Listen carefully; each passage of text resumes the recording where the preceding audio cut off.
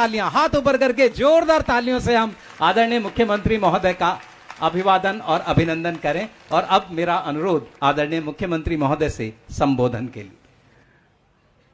मंच पे मौजूद हमारे दिल्ली की शिक्षा मंत्री आतिशी जी, मंच पे मौजूद हमारे विधायकगण, दिल्ली के शिक्षा सचिव और आज इस मौके पे आए हुए सभी भाइयों, बहनों, माताओं, बुजुर्गों, बच्चों, मैं देख रहा हूँ आज इतनी बड़ी संख्या के अंदर माएँ और बहनें खासकर आई हैं, इतनी महिलाएं हैं।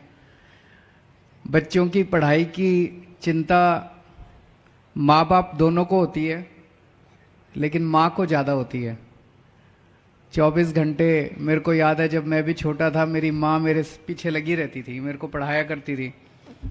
पिताजी तो शाम को आते थे, पूछ लेते थे, हाँ भाई ठीक ठाक चल रहा है, हाँ जी ठीक ठाक चल रहा है, लेकिन माँ जो है वो बच्चे का बहुत ख्याल रखती है। तो आज इतनी बड़ी संख्या के अंदर माएँ और बहनें आई हुई हैं और मैं समझता हूँ कि वो इस मौके में शिरकत करने के लिए आई हैं कि जब उनके बच्चों का स्कूल जो है वो बहुत शानदार बनने जा रहा है।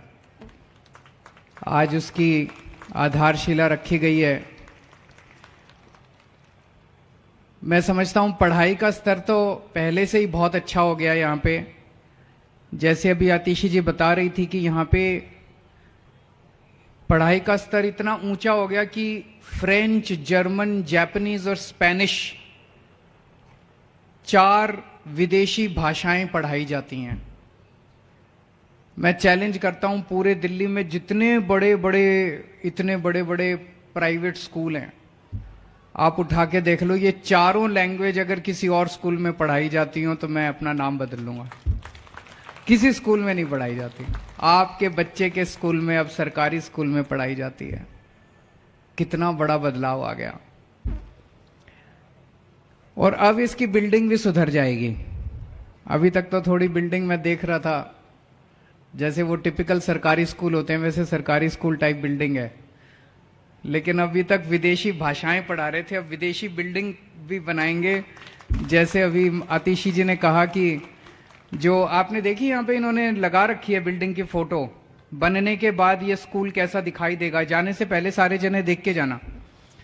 जैसा आतिशी जी बता रहे थे, कोलंबिया यूनिवर्सिटी अमेरिका की यूनिवर्सिटी है, बहुत बड़ी यूनिवर्सिटी। कोलंबिया यूनिवर्सिटी जैसा स्कूल दिखाई देगा आपके बच्चों का, ऐसे लगेगा जैसे आपका बच्चा कोलंबिया यूनिवर्सिटी से पढ़ के आया है। सोचो कितना बदलाव आ गया 7-8 साल में। 8-9 साल पहले तक दिल्ली में सरकारी स्कूलों का कितना बुरा हाल था। और आज दिल्ली के अंदर सारे सरकारी स्कूल एक के बाद एक इतने शानदार होते जा रहे हैं। बच्चों के नतीजे बहुत अच्छे आ रहे हैं, बच्चों की पढ़ाई बहुत अच्छी हो गई है। पहले मजबूरी में लोग अपने बच्चों को सरकारी स्कूल में भेजते थे, लेकिन अब प्राइवेट स्कूल से भी लोग अपने बच्चों का नाम कटा के सरकारी स्कूल में भर्ती करा रहे हैं। ये एक बहुत बड़े गर्व की बात है, बहुत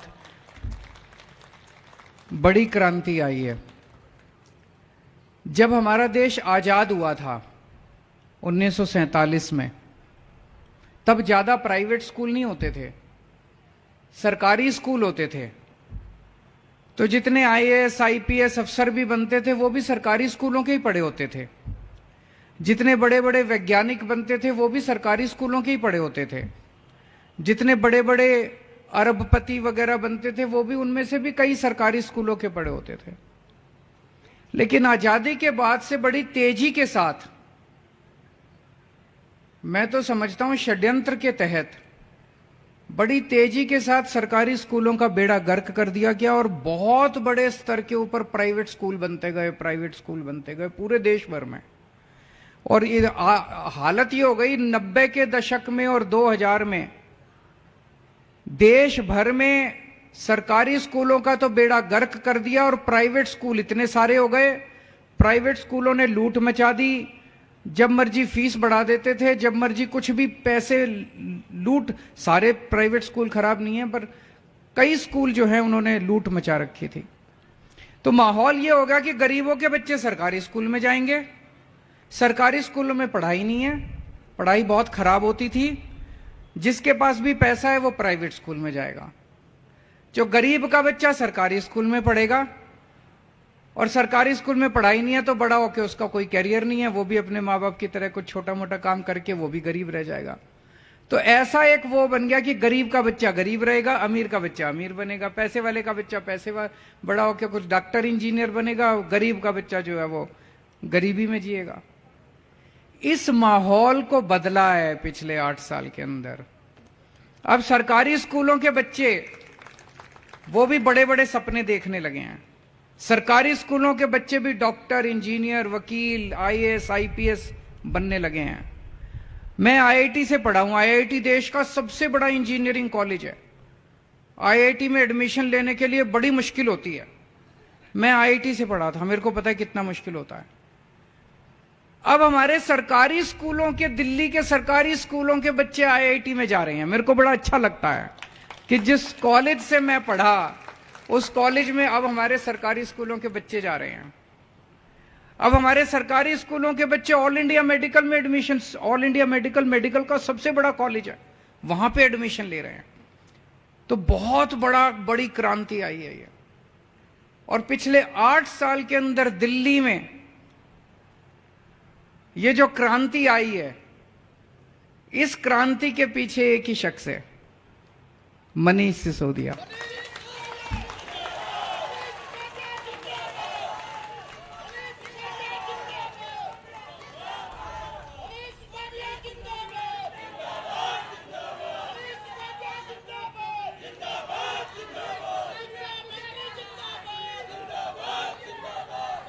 पचहत्तर साल में जो धीरे धीरे करके सरकारी स्कूलों का बेड़ा गर्क किया गया। गरीबों ने तो सपना देखना ही बंद कर दिया था। गरीबों के बच्चों ने तो सपने देखने ही बंद कर दिए थे। उनको तो लगता ही नहीं था कि हम भी कुछ बन सकते हैं। जिस शख्स ने, पता नहीं, कुदरत कहते हैं ना, समय एक जैसा नहीं रहता, समय बदलता है।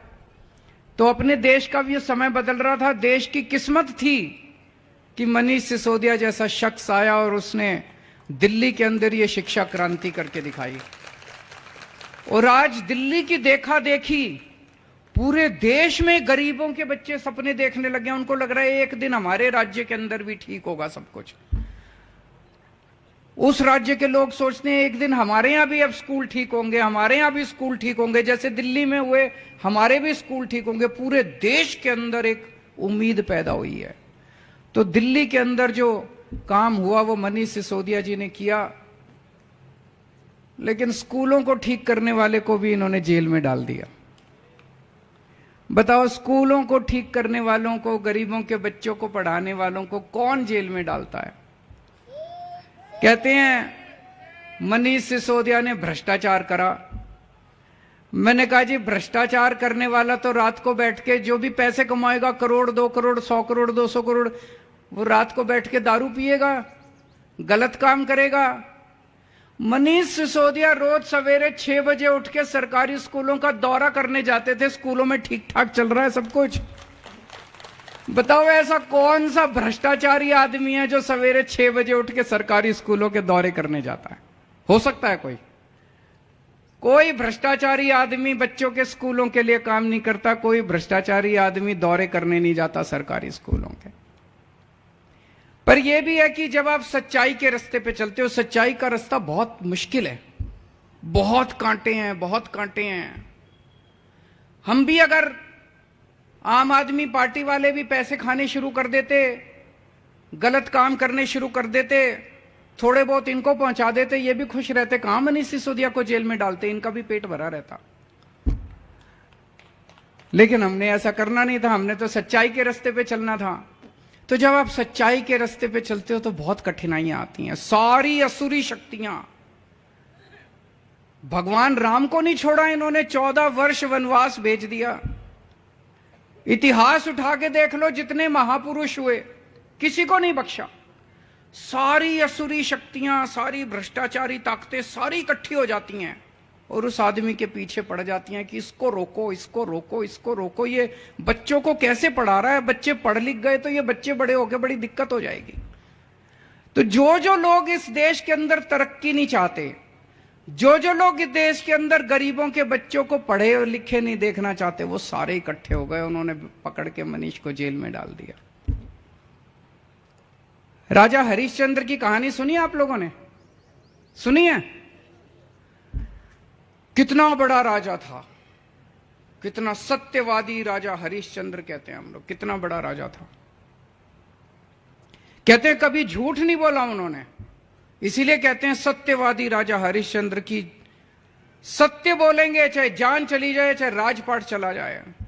उसकी वजह से उनका पूरा राजपाट चला गया, सत्य बोलने की वजह से। और हम सुनते हैं कि कैसे उनके बेटे की मौत हो गई, और जब उनकी पत्नी जो है शमशान घाट पे अपने बेटे को जलाने के लिए गई, तो वहां पे राजा हरिश्चंद्र जो है उनका राजपाट चला गया था, शमशान घाट की जिम्मेदारी उनकी थी, लेकिन उन्होंने अपनी पत्नी से अपने बेटे का भी कर लेने से नहीं छोड़ा। ये हालत हो गई थी। तो प्रकृति जो है सत्य बोलने वालों की परीक्षा लेती है। भगवान जो है वो सत्य बोलने वालों का, सच्चाई के रास्ते पे चलने वालों की परीक्षा लेता है।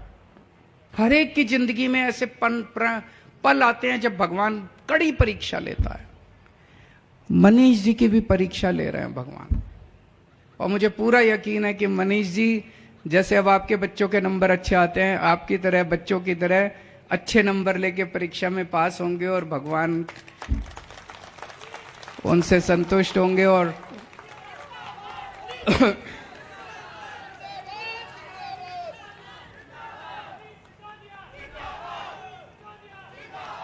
आज यहां का नई बिल्डिंग बनने का फाउंडेशन, आधारशिला तो मैं और अतिशी जी रख रहे हैं। यह स्कूल 1 साल बाद बन के तैयार हो जाएगा फरवरी में। इस स्कूल का उद्घाटन मैं और मनीष सिसोदिया करेंगे।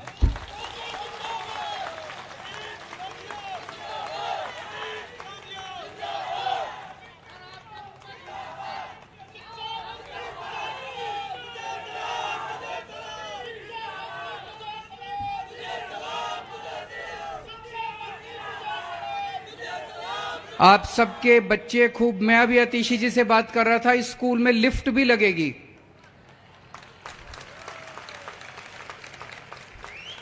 स्विमिंग पूल भी है कि नहीं है?